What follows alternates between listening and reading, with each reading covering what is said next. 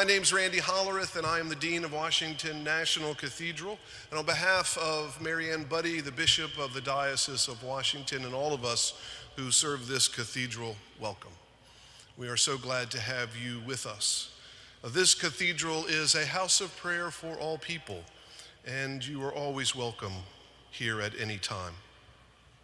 Convening conversations, bringing people together to discuss and examine important issues of the day is one of this cathedral's core priorities. Our topic for this evening is one that has fascinated me for as long as I can remember. As a member of that generation of young people who were deeply impacted by sitting in front of our black and white television sets, watching Neil Armstrong set foot on the moon, the question of our future in space has always been an important and persistent one. Moreover, as someone who could not wait to see what would be discovered each week on the final frontier, I grew up knowing what this meant before I knew what this meant. So live long and prosper, everyone. But more importantly, it seems especially appropriate to me that we should be holding this conversation here in this cathedral. After all, we have an extraterrestrial treasure that is built right into the fabric of this building. As one of our panelists for tonight's conversation, Dr. Wilkinson, so eloquently wrote in his book, Science, Religion, and the Search for Extraterrestrial Intelligence, a book, by the way, I highly recommend. In his book, he wrote, quote, "In Washington National Cathedral, the stained glass space window features a moon rock returned to Earth by the crew of Apollo 11. This 3.6 billion year old rock is encased in an airtight nitrogen-filled capsule in the window, which features stars and orbiting planets. Armstrong, Aldrin, and Collins delivered this 7-gram sample from the lunar Sea of Tranquility during a ceremony here at the cathedral on July 21st, 1974. On that occasion, Neil Armstrong said, 'On behalf of the President of the United States, we present unto you this fragment of creation from beyond Earth to be embedded in the fabric of this house of prayer for all people.'" Now finally, as J.B. Phillips reminded us almost 70 years ago, we must be careful not to have a view of our God that is too small. Because I believe the great mystery that lies at the heart of existence, the God who is, we say, the very ground of our being, that God beckons us into the great mysteries of the universe, where we can discover, I believe, divine footprints wherever we go. After all, the Bible teaches us that God created all things, and that God created all things good. So let us venture out into God's good creation, because we never know what we just might find. Thank you.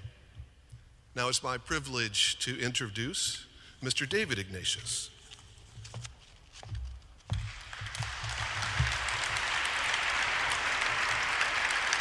So, thank you, Dean Hollerith. On behalf of all of the Ignatius family, I'd like to welcome you to tonight's forum. When we're in this magnificent cathedral, we're always looking toward the heavens, but we thought tonight we'd make it a practical conversation rather than a prayer. What's our baseline about humanity in space?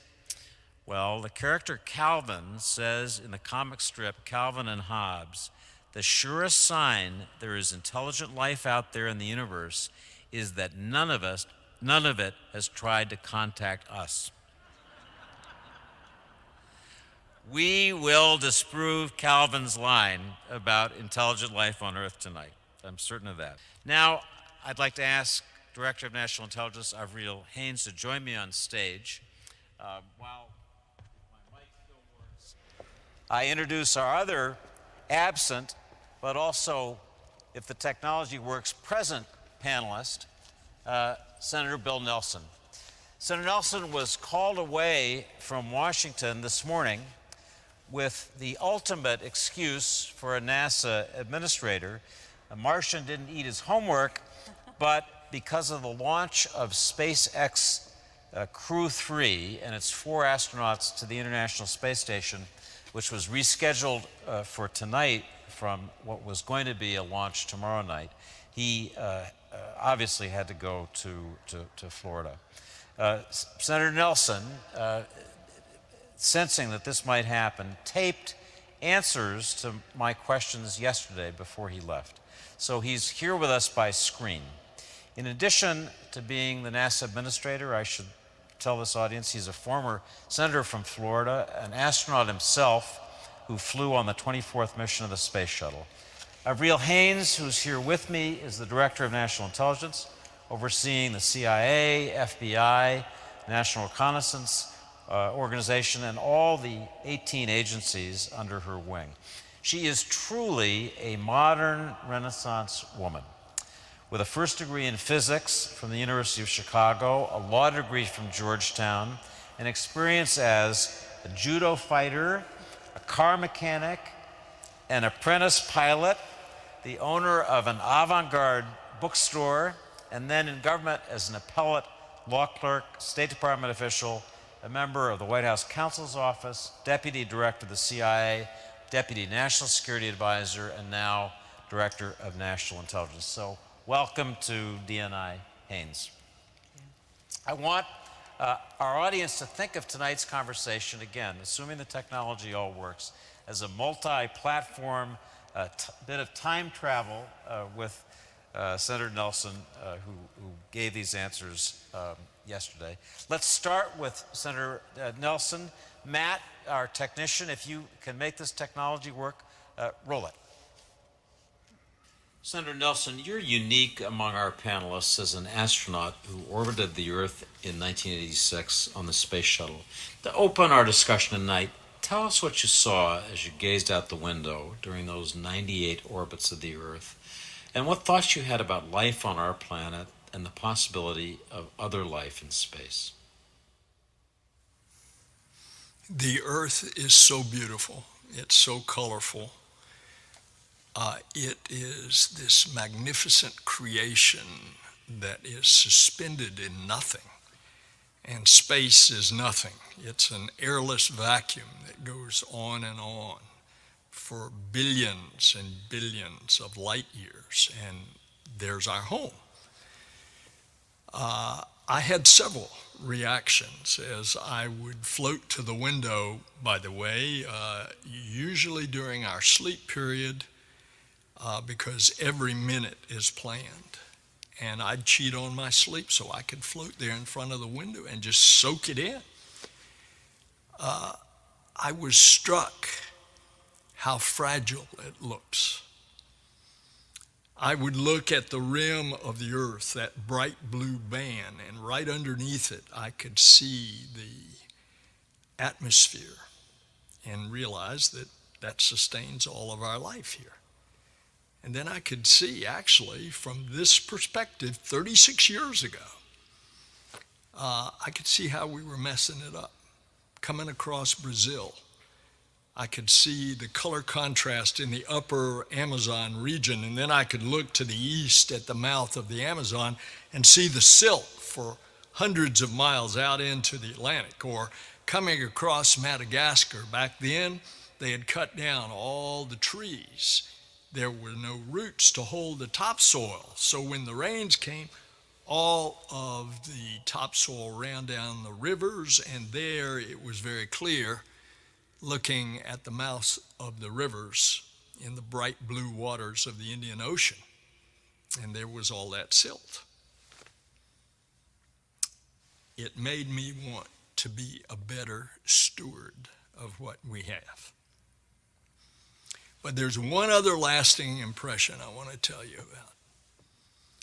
Because I was a policymaker. I was a politician. and I looked at the Earth as we orbited every 90 minutes, I did not see racial division. I did not see religious division, and I did not see political division. What I saw from that perspective, looking back at our home, I saw that we were all in this together.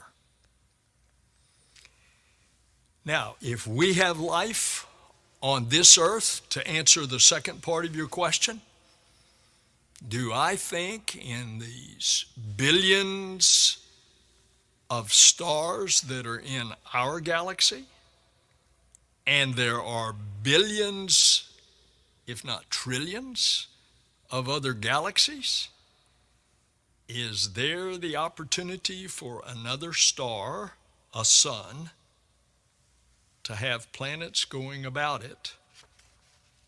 Yes, I think that.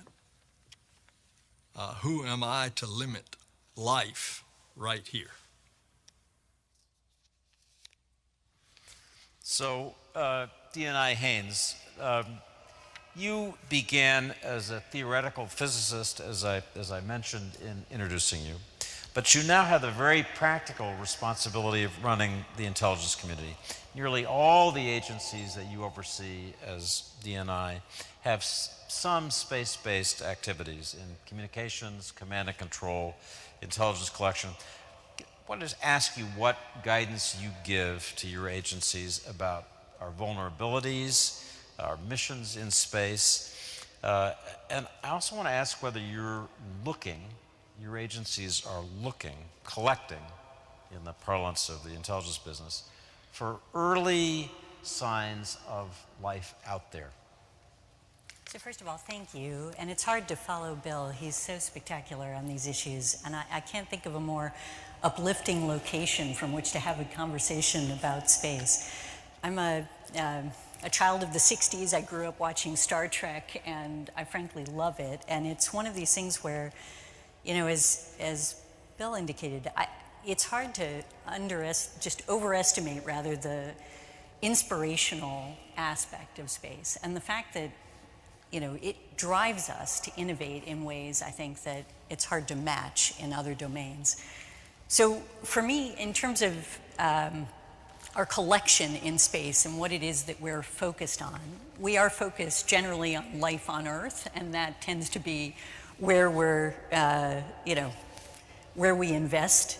But it is something that I think, as you indicate, we're still exploring, and we're trying to understand what this domain can be for the future for us. And I think that's as we're, developing, not only are we focused on life on Earth, but we're also seeing how, frankly, life on Earth is developing in space, and we're recognizing that it is going pretty quickly this decade, and I think we're going to see a lot of changes in the future. So we'll come back to the specifics of your involvement in space with a very particular report that you authored. But I want to ask Matt to roll the second question that we put to Senator Nelson.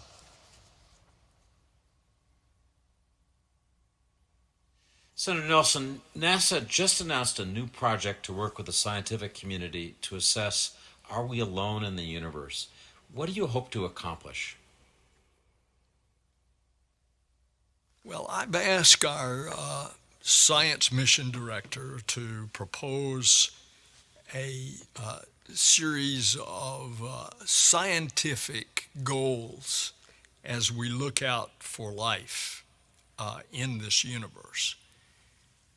First of all, we're looking for life right now. That's why we have a probe on Mars. It's a big rover. It's as big as a Range Rover. It's got an arm, and it goes out and it drills holes and it puts it into a titanium tube, and we're sending a mission that is going to go there and pick up those tubes filled with cores out of the Martian surface on that lake bed and near where it is obvious that a stream came down into that lake bed at one point. And we're looking for signs of life there. We're looking for signs of life as we have these telescopes. The James Webb telescope going up in December. It's going to be positioned 1 million miles from Earth.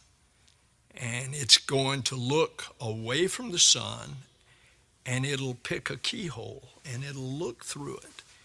And it'll look back into capturing light from 13.25 billion years ago. That's almost to the time, 250 million years after the Big Bang. And we're going to see what we discover as it picks another keyhole and looks in there and trying to see planets in our galaxy, but maybe other galaxies that have a sun, and suddenly there's a dark spot moving across that sun, which would indicate a planet. And then we're going to try to get the chemical composition. So, do I think there's life out there? Yes. I cannot limit this universe to be just here. So, D&I Haines, on this topic of life out there, you issued an extraordinary preliminary assessment in June on unidentified aerial phenomena, is the new term of art. To summarize that report, you studied 144 reports from U.S. government sources. 80 had multiple sensors that had made the identifications. In 18 of these instances, observers, I'm quoting, reported unusual UAP flight characteristics. You sorted these into 5 different bins. The last called just other. I want to ask you to share with the audience your takeaway after the completion of that report and what your own view is as you look at the evidence. Yeah, I mean, I think the bottom line is that we don't understand everything that we're seeing, and that's probably not surprising to anybody in many respects.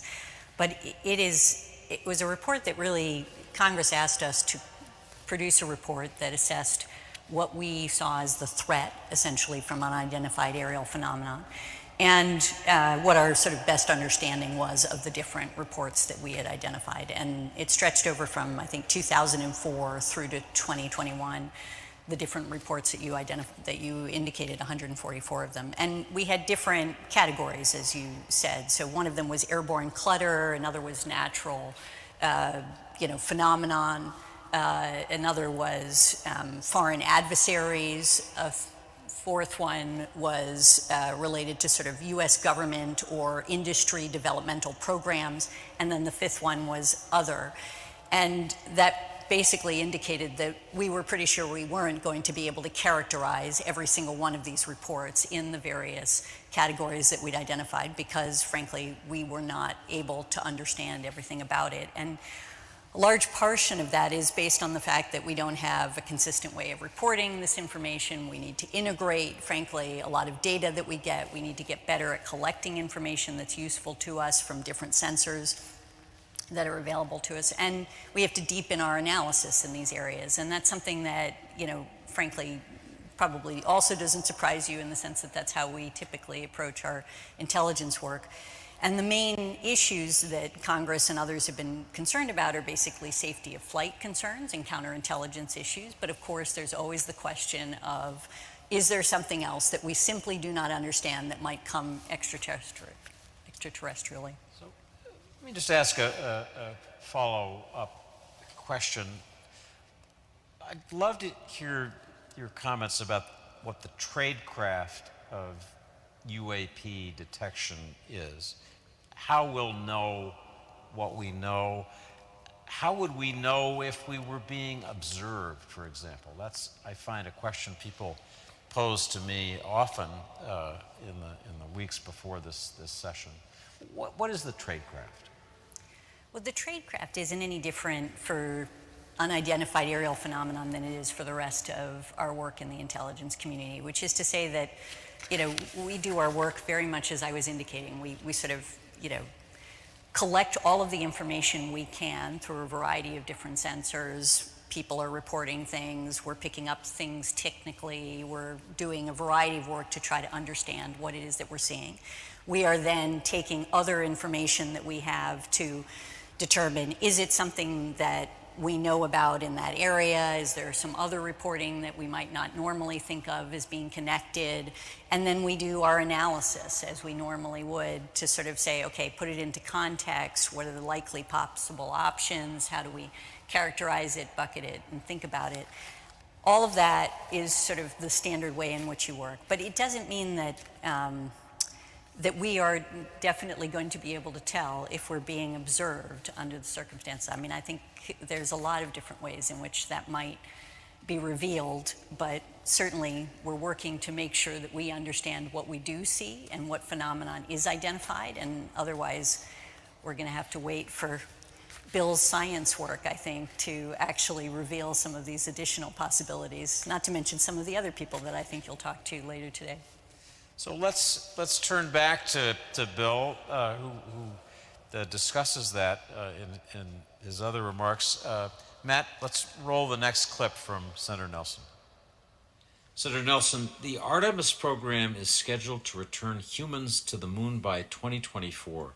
What do you hope to accomplish as we return to the moon, and how does this pertain to our hopes to visit Mars? Well, right off the bat, we are going to land the first woman and then the first person of color. Artemis, by the way, in Greek mythology is the sister of Apollo. Apollo was over half a century ago. This now is the Artemis generation. That's the first thing we're going to do. But we're going back to the moon to try to learn what all we need to do to sustain human life under very adverse and hostile conditions as we get ready to go to the planet Mars. And when we go to Mars, we're going to continue this search of understanding who we are, where we came from, and what was before us, and may be foretelling of what is the future. I think establishing colonies on the moon is the preparation that we need to go to Mars, because the moon is only 250,000 miles away.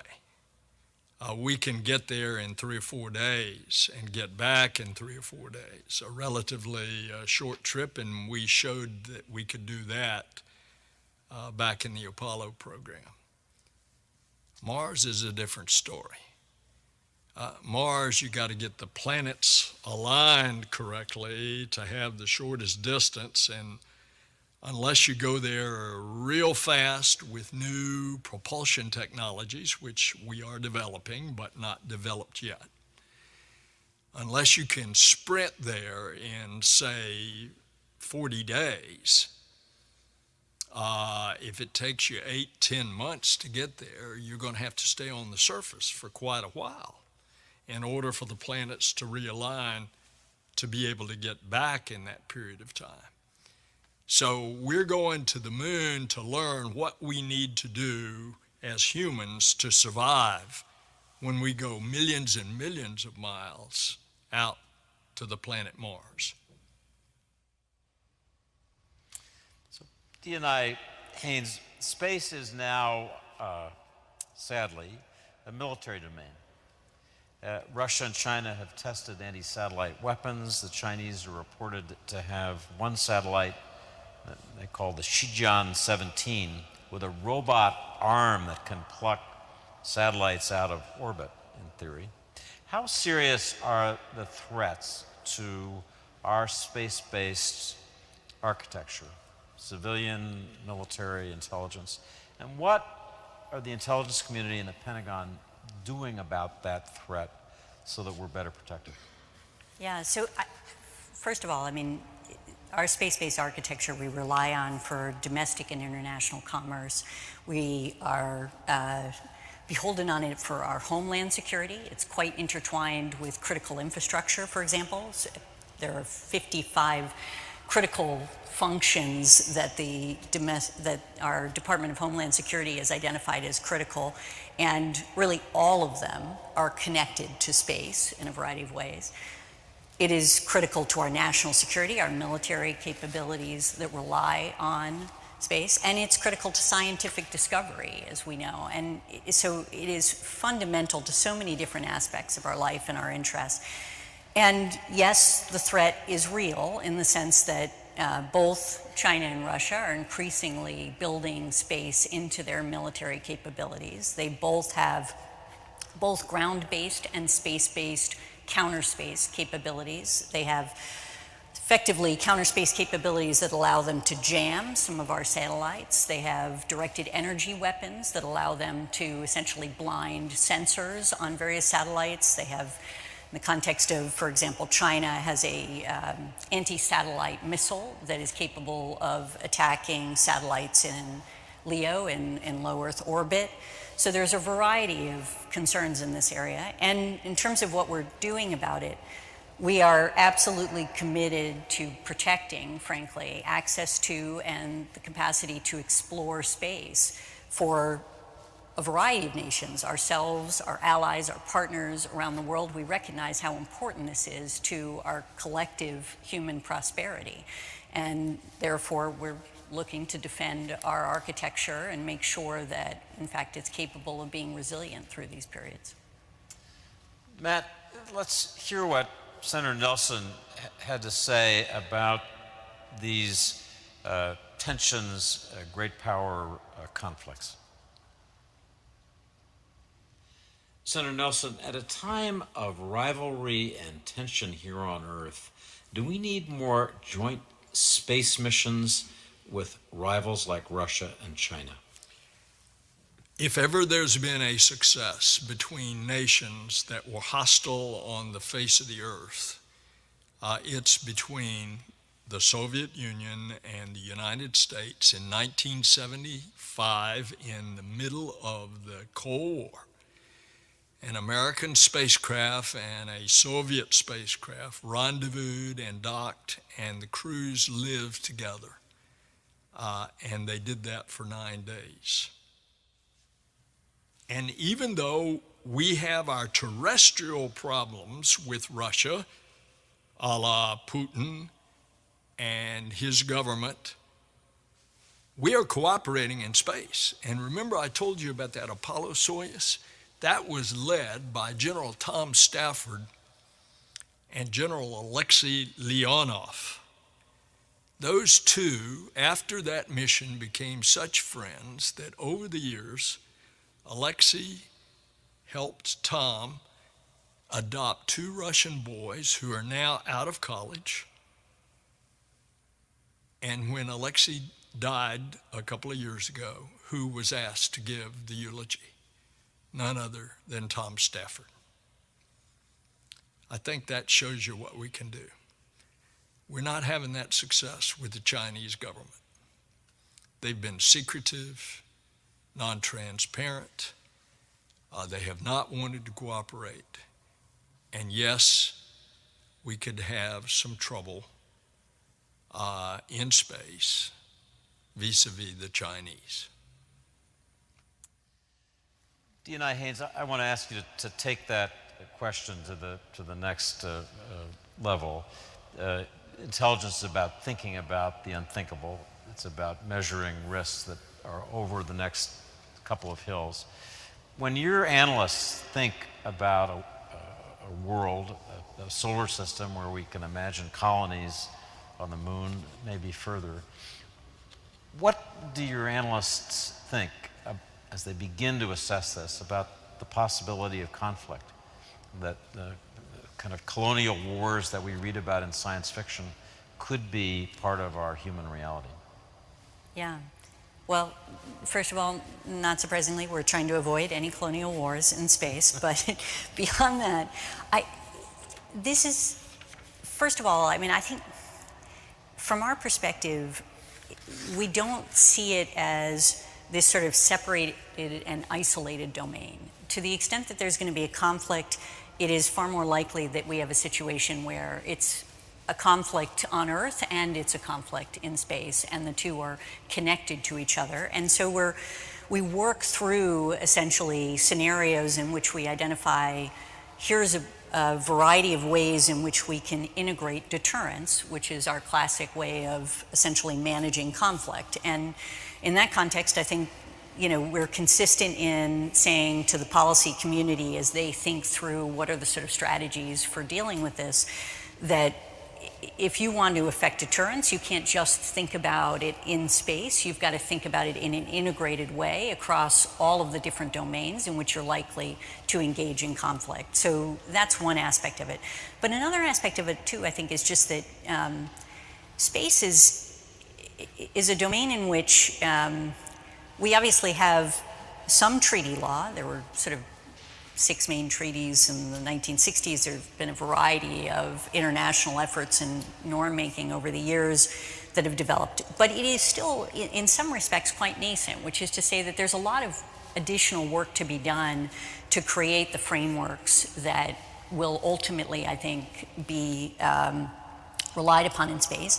And there's also a lot that's changed. It used to be, when many of these normative frameworks were established, it was a very state-dominated area, which is to say it was really only governments that were effectively in space. And the reality is today, the commercial sector is just blooming in space and considerably spanning a fair amount of the government work, and governments are working with industry. And that is going to take a different kind of a framework, and that has created some kind of evolutionary aspects of these normative frameworks. But I think we're really just at the beginning of that and looking at how it is that we actually develop a framework for space that makes sense. So that is, I think, going to be a part of what we'll be seeing in the future, and thinking through what some of the costs and benefits are of different frameworks, how we evolve, how we promote a situation that allows us to basically benefit from the greatest opportunities that are available to us in space, of which the commercial industry and private sector is an enormous part of what I think will be beneficial to us in the future, and leading in the innovation in many respects. And that's something that we need to be able to inculcate, to facilitate, to support moving forward. So I think that will be some of what we see in the future. So, Matt, a final question for Senator Nelson. Senator Nelson, last question. What's the coolest thing about NASA that we don't know about? Well, it's classified. Good answer. No, I'll tell you one example that you don't know about, but it is really neat. If any of you saw, a couple of decades ago, the hit movie Armageddon with Bruce Willis, there's an asteroid in the movie that's headed to Earth that will destroy Earth. And so they send a crew. I mean, it was big time fiction, because they sent in the movie a space shuttle up there, which you can't do. And then, of all things, they used a nuclear weapon to move it out of its path. We're doing this real time come December. It is a mission called DART. And it's going to an asteroid that is orbiting an asteroid. And we're not going to hit the big asteroid. We're going to hit the little asteroid. But oh, by the way, the little asteroid is the size of 1/4 mile in diameter. And we're going to hit it with a probe at 16,000 miles an hour. And then we're going to watch it in our telescopes. Did it move it ever so slightly in its orbit around the other asteroid? And if that's successful, what it will tell us is, if we did detect an inbound asteroid that could threaten our existence as a planet, that then we could send a probe, and that probe would ever so slightly change its trajectory. The further out that you can get that hit, the better chance of changing that trajectory so that it misses planet Earth. Well, that's pretty cool. I can't beat that. I hope Well, I'm going to ask you the same question, D&I Haines. What's the coolest thing that the intelligence community is doing in space that we don't know that you can talk about? I don't think there's really anything. I'm going to get fired if I talk about the coolest thing that you don't know about. I will tell you that we work with other countries and their private sector in addition to our own private sector on a variety of things. And like New Zealand with rocket launch or a variety of other places. And we do some absolutely amazing things. And honestly, if folks are interested, they should come work at the intelligence community. That would be my answer to that. So we have some phenomenal stuff that we will show you once you get your So if clearance. you want to know the cool stuff, Yes. you've got to go to work for D&I Haines. So I just want to thank her for joining us. I want to thank Senator Nelson for coming to us from the fourth dimension. And with that, I want to ask my brother Adi Ignatius to come on stage with our surprise guest, Jeff Bezos, for our next discussion. Fantastic. Thank you so much. That was super. Jeff Bezos, the founder of Amazon, also is the founder of Blue Origin, a private company that manufactures space vehicles and conducts space flights. The company's stated goal is to make access to space cheaper and more reliable through reusable launch vehicles. We really are. So what was it like then having William Shatner, who was Star Trek's original Captain Kirk, on Blue Origin's most recent human flight? Well, it was incredible, and I didn't really know William Shatner very well. I'd met him a couple of times briefly. I knew Captain Kirk, and of course, sometimes it's confusing, but you guys may understand that Bill Shatner and Captain Kirk are not the same person. And so I feel, he came down, and I opened the hatch, and he came out of that capsule, and he was almost catatonic. He could barely speak or even move, and he stood there for a few moments, and he sort of collected himself. And when he did start to speak, it was one of the most moving experiences of my life. He was so emotional, there were tears streaming down his face, and it was transformational for him. I think, upon reflection, that we each gave each other the gift of space. He gave it to me when I was in 4th grade, and I gave it to him when he was 90 years old. And he has been the best ambassador for looking at this planet and that transformation that he experienced. He will tell you, very much like Senator Nelson did, that it's blackness, it's nothing. He called it death. You get up there and you see this, looks like there's nothing, it's death. And you look down and there's this jewel that's just vibrant with life, and it's so precious. It's the only place like that for sure in our solar system, and maybe for many, many light years around, we don't know. But it's very precious. So we've already teed up the question of whether or not there's life out there, and we'll be talking about it more later, but I'm interested, what are your thoughts? How could there not be? I mean, it just seems, there's so many stars just in this galaxy, and then so many galaxies. The odds that we are the only intelligent life in the universe seem vanishingly small to me. Now, if you ask me, have we been visited by those extra solar intelligences? I very much doubt that. I think they would be, we would know if we had been. But are they out there? Probably. Yeah, and you don't feel like if they're out there, how could we not have seen them? No, these distances are so vast, and there are so many unanswered questions about how many of them there are, how long those civilizations last, what their interests are.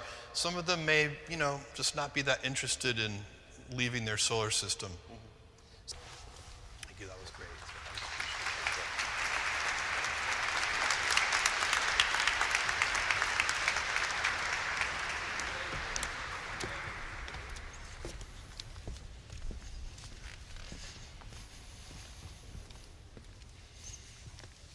Thank you, Adi. Thank you, Jeff. That was a really wonderful conversation. Thank you, David, Avril, for such a wonderful beginning to our evening tonight. I'm thrilled to have with me in this conversation, two folks who have an incredibly long bios, and I'm going to chop them up to be quite short. But I need to share something about the achievements of these two amazing individuals before we begin our conversation. So David Wilkinson is principal of St. John's College, Durham University in the UK, and project director for equipping Christians for leadership in the age of science.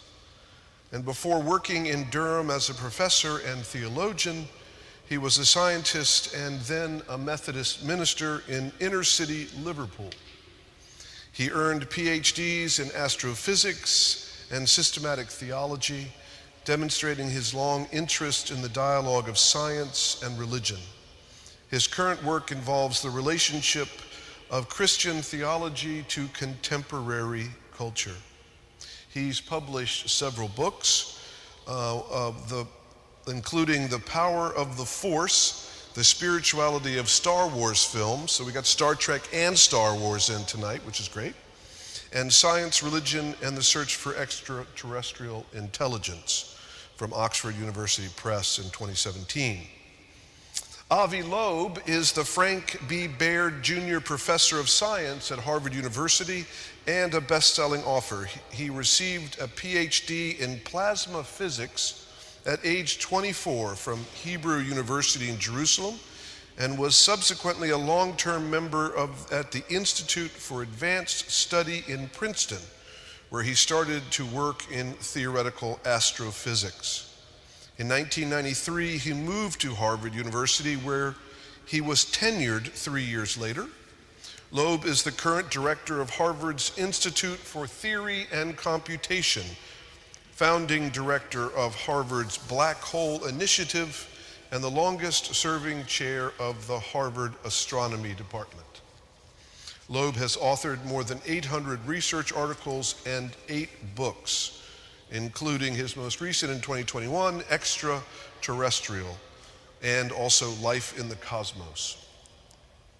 So gentlemen, thank you for being with us today, and thank you both for coming, David especially, such a long distance to be with us. I think you were one of the first plane loads of folks reconnecting the UK and the United States post-COVID, so thank you for doing that and being with us. Dr. Loeb, we're honored to have you as well.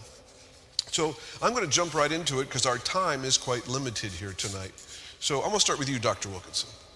As a scientist and as a theologian, why should science invest time and money in the search for extraterrestrial life? And why, second part of the question, and why should religious people care one way or another? Well, thank you. It's good to be here. And of course, at this point, a number of friends will remind me that Giordano Bruno was put to death at the stake in 1600 for speculating on other life, a mistaken claim. And that Thomas Paine wrote that those who speculate about other worlds and Christianity know little of either, which sums up my academic career, I think. But I'm fascinated by this topic for a number of reasons. When I flew in at border control, which I wasn't too sure whether I was going to get through because of COVID, after an hour of waiting with hundreds of people in the arrivals hall, the person who was checking my passport was far more interested in talking about God and aliens than anything else. And I think there's a fascination with the question. But then as a scientist and a Christian, I go back to my own excitement both with the Christian faith and with science. Christians have speculated about other worlds for generations. back to Origen in the 3rd century when he talked about other worlds. And that's partly because he just knew that the universe was extravagant as a creation of God. Now, some Christians then got worried about human uniqueness or the Jesus event, but there were people like Galileo and others who built telescopes because if God was free to create, then you couldn't work out the universe by simple logic or philosophy. You had to look at the universe, observe it, as Kepler said, to think God's thoughts after him. And I think then there's something about the fact that as a scientist, I want to affirm curiosity. And I find that science is a gift from God, that actually exploring the universe, as Avi has often pointed out, gives us a sense of humility. And for me, that's a religious as well as scientific experience. The sense that an encounter with the other tells us something about ourselves. And the encounter with the big questions is a reminder of humility. So I don't think that Christians should be worried about this at all. I think there are interesting questions which we may come on to, but I'm excited and committed and passionate about it. Thank you.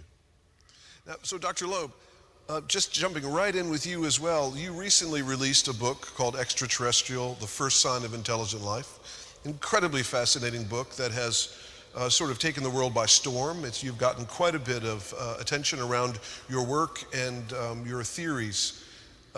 You describe what you call the first interstellar visitor to our solar system that was first detected in 2017. And this object is named in Hawaiian, I'm going to butcher it, Oumuamua? Oumuamua. Oumuamua in Hawaiian, which means first messenger from afar.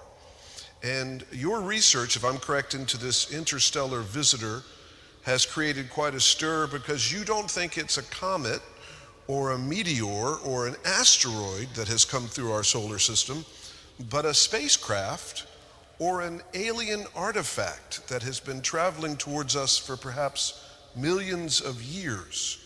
Tell us more about your thinking. Well, I see science as a continuation of our childhood curiosity. I remember very vividly sitting at dinner and asking a difficult question, and the adults in the room would dismiss that question. And that bothered me, because they really didn't know the answer. They were pretending to portray an image of authority. And I thought that by becoming a scientist, I will be given the privilege of asking difficult questions and perhaps even answering them with data, because it's a learning experience. And I should say that I'm humbled to sit with two religious authorities, because as I studied the universe, I realized that some of the important principles that I uncover were part of religion in the past. First of all, when we look at the universe, we realize, that we are not central actors in this play. The play started 13.8 billion years ago. We just came at the end. How dare we think that we are the main actors? And moreover, we are not on the center of the stage. I mean, it was very impressive to see Jeff lifting his body by 1% of the Earth radius. But the universe is 10 to the power 19 bigger than the Earth radius. And that gives you a sense of modesty. The second thing is, we can be curious about how we came to exist on this planet and whether similar circumstances could have led to something similar to us. One thing I tell students in my class at Harvard, on the first day, I tell them, half of you are below the median. And they're shocked.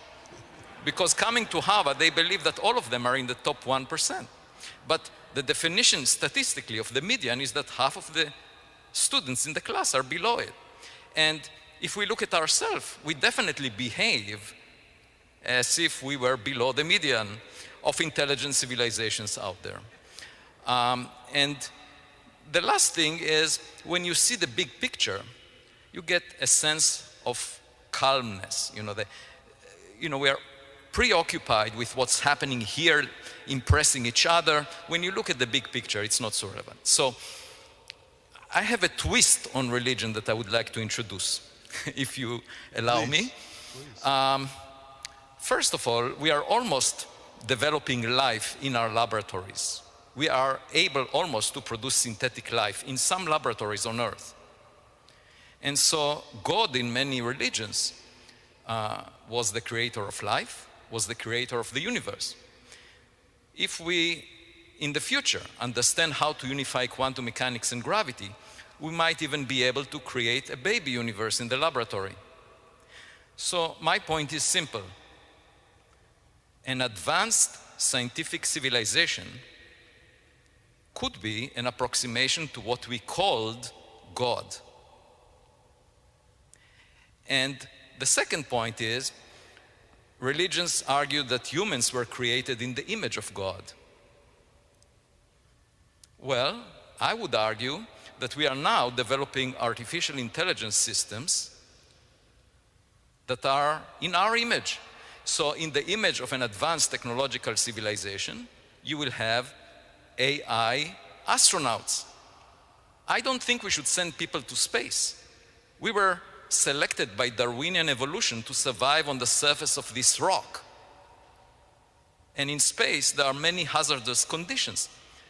We should be proud of our technological kids, these AI systems that drive cars right now, and in the future, they could be astronauts. So instead of sending millions of people to space and endangering their health, we should send our kids, technological kids, AI systems into space.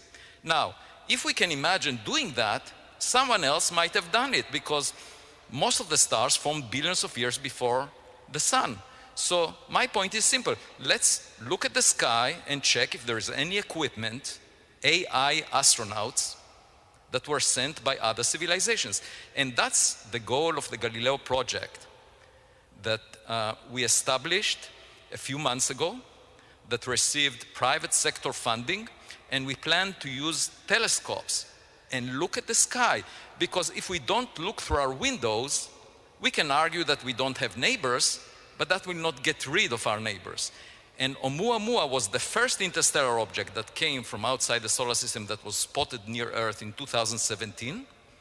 It didn't look like a comet or an asteroid. It looked very weird, and I talk about it in my book, Extraterrestrial, at length. And my point is, let's get a high-resolution image, a megapixel image of an object like it, and figure out whether it has screws and bolts, whether it has buttons that we can press, or whether it's a rock.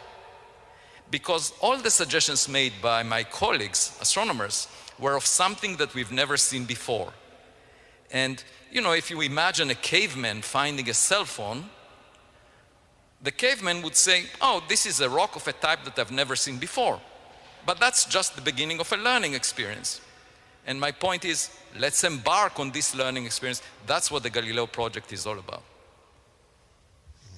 Thank you so much. There's so many questions that I have right on top of that, but I'm going to try to go back and forth between the two of you, because I'm so grateful to have you here. So, Dr. Wilkinson, with some branches of our faith, with Christianity, with Abrahamic faiths, there's a belief that, as Dr. Loeb said, that human beings are the pinnacle of God's creation. If we were to discover advanced, intelligent life on another planet, would that dislodge our place in God's creation? What would that mean for how we understand what I like to say are the truths of Genesis? Yes, a number of people have worried that if we do discover other life, and particularly intelligent life, then our uniqueness and our special nature, our special relationship with God would be undercut by that. And that partly is because we've always believed that we're at the center of everything. We're the pinnacle of everything. But in the 15th century, a Christian theologian called Nicholas of Cusa said, within the Judeo-Christian tradition, you are special not because you're at the center of everything, but because you are loved. The belief that God loves us. So when I'm sitting with my family at home, I don't have to sit at the head of the table to feel special. I can sit wherever I want. It's the relationship of love that makes me feel special. And indeed, it's not an exclusive relationship of love. The God that I see in Jesus Christ, I think, is a God of love and grace. And that God would be loving not just to human beings, but loving to the whole of creation, the planet itself. And if there is other life, intelligent or not, that would be the basis of a relationship of love. So I don't think human uniqueness needs to be defined by the fact that we're the pinnacle of everything or that we're the center of everything. And I think that's where the encounter with the possibility of other life becomes really interesting, because we've often in history defined ourselves against the other, defined ourselves as the most important. Something about even the discovery of microbes on the surface of Mars would be a reminder that actually this universe is far more interesting. And indeed for Christians, that God's interest is far more than just human beings.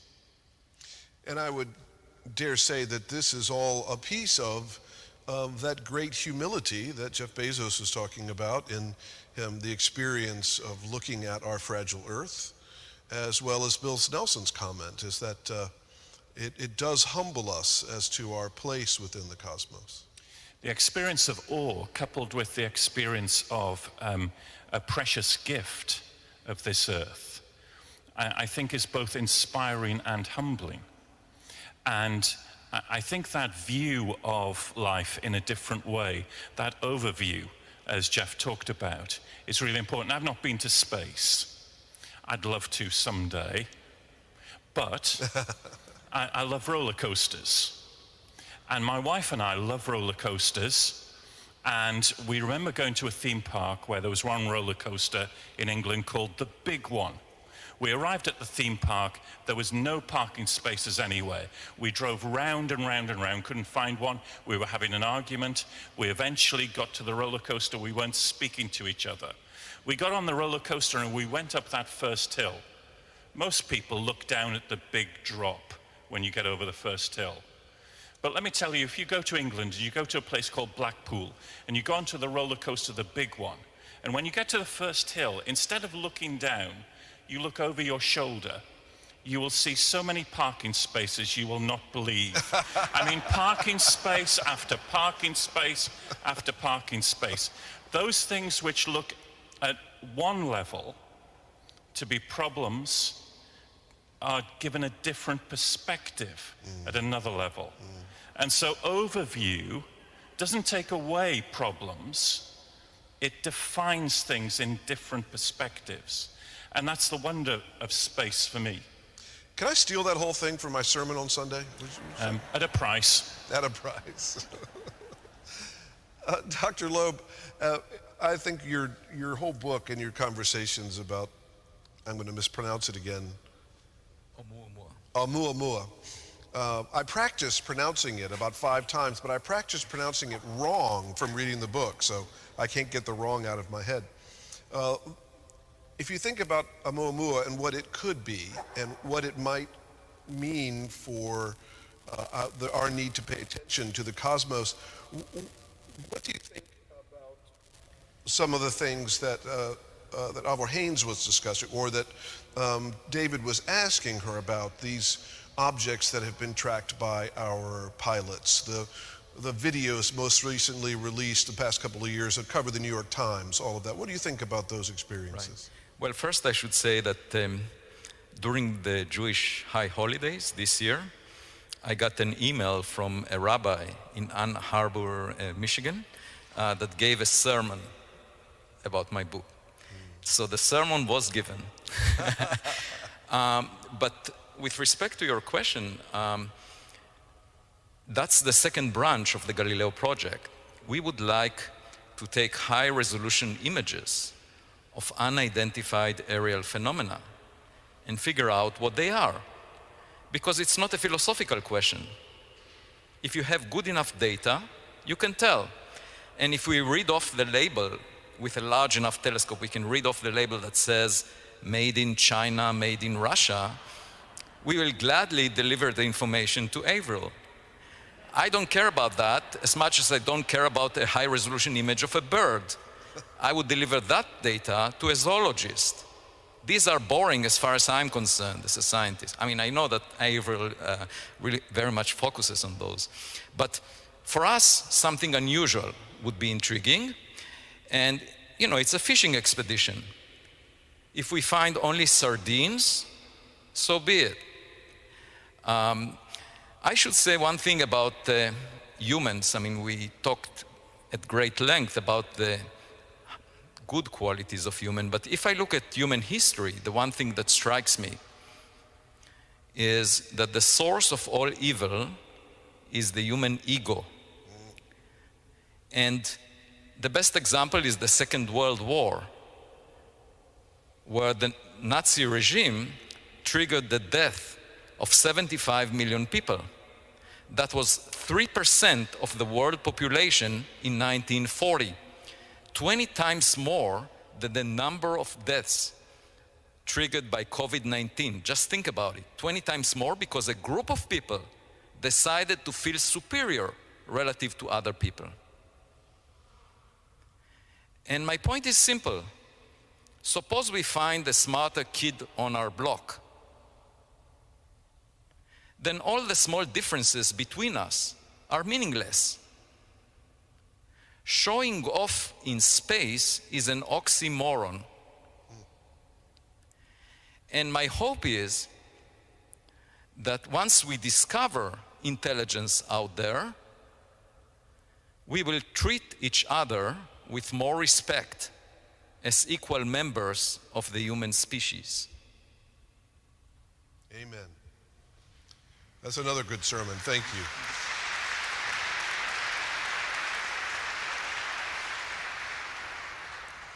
So 3 questions for both of you, very straightforward. I think I know the answers to a couple of them for each of you. 1, do you think we will discover life in the universe, just basic life in the universe? 2, do you think we will discover intelligent life in the universe? And 3, are we being visited now by intelligent life? David, you want to go first? And those are simple questions, Yeah, are they? right. I think we will discover primitive life elsewhere in the universe, and I think that'll be exciting. I don't know whether we'll discover intelligent life. As we've mentioned already this evening, one of the problems is that of communication. So if there's a civilization in one of our nearest galaxies, it may take a message a few million years to reach us, saying, hello, is there anyone there? If we send a message back saying, yes, we're here, who are you? That's another few million years to get back. That's not a very interesting conversation. And as Avi has said, in terms of the scale of the universe, it may be that there's intelligent life out there who we'll never contact or know. But it doesn't worry me if we do. I think that'll be a really interesting encounter. And the third question was, have we been visited? I don't think so. As that great prophet of space, Elton John, once said, any rocket man has to come a very long, long way to reach us. And being British, if I'd arrived, I think I would probably call in for a cup of tea after such a long journey. So I think, but I do want to affirm Avi's project, which is about looking for the evidence, both as a scientist and as a Christian, to be open-minded, not to rule things out, but to do science well. And science is about engaging with the question. And the God that I believe in, I think, encourages us to do that, affirms science as a gift, and affirms asking the questions. Thank you. So let me go back to 2 things that happened 70 years ago. One of them is the famous physicist Enrico Fermi had lunch at Los Alamos with colleagues, and they discussed extraterrestrial life. And he said, well, if it's very natural to have life out there, where is everybody? Now that's a very presumptuous question. It's just like sitting on the sofa at home and saying, nobody is knocking on my door, therefore I don't have neighbors. Recorded history of humans is 10,000 years old. That's 1/1,000,000th of the age of the earth.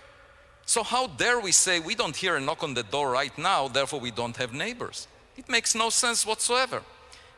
And besides, there is this story about a fisherman that came back from sea and said, I discovered the new law of nature.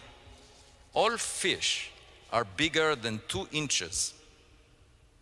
So a friend of his asked him, what's the size of the holes in your fishing net?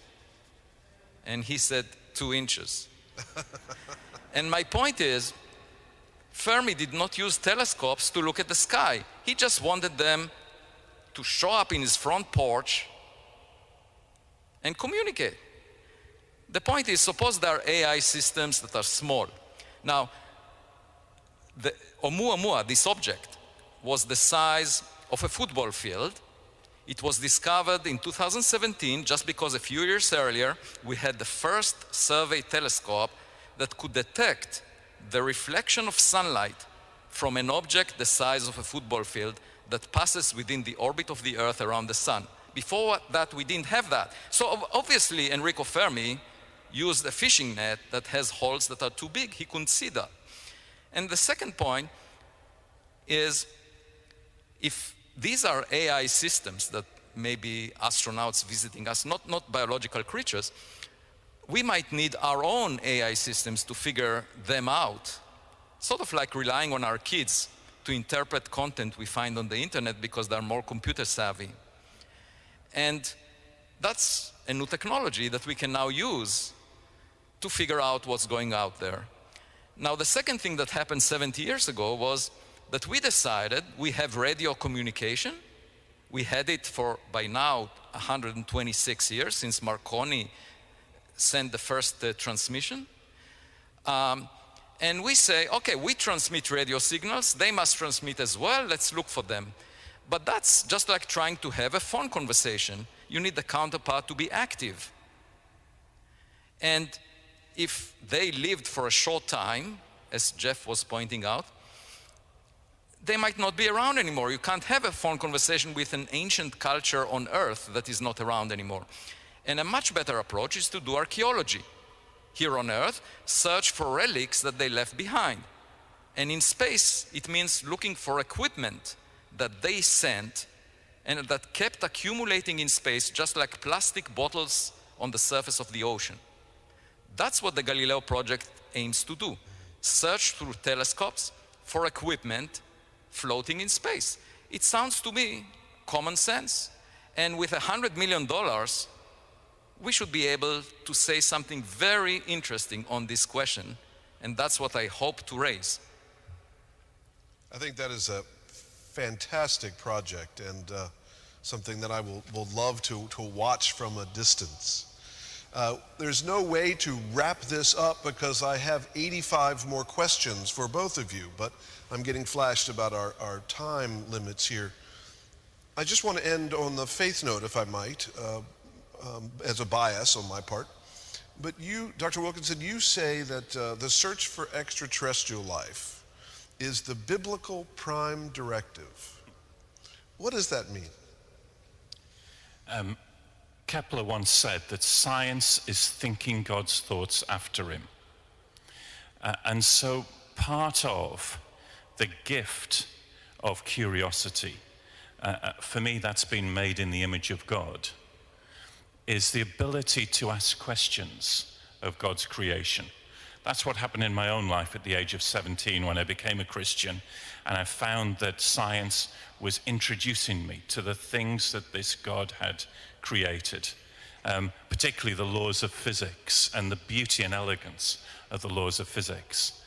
And I think that there is something about exploring the heavens to be surprised, both as a scientist and as a theologian.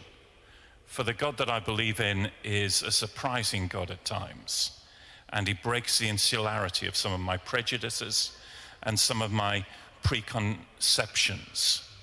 And therefore, I think I want to be a supporter of SETI, a supporter of Galileo, a supporter of space exploration, because it's thinking God's thoughts after him.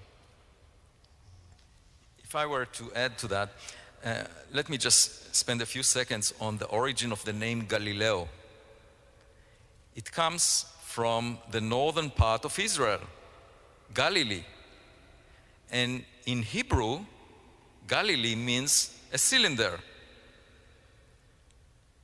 So if anyone read Arthur C. Clarke's Rendezvous with Rama,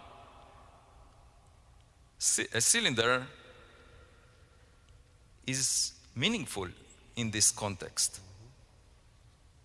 And, you know, it may not be a cylinder, but we actually, the same telescope that discovered Oumuamua, pan-stars in Hawaii, discovered in September 2020, just a year ago, another object that exhibited similar anomalies. It was pushed away from the sun by reflecting sunlight and didn't have a cometary tail. It was given the name 2020 SO, and it was realized a few weeks later that it actually came from Earth. It's a rocket booster that we launched in 1966 as part of a lunar lander mission. And it was cylindrical. And we know that we produced it. The question is, who produced Oumuamua?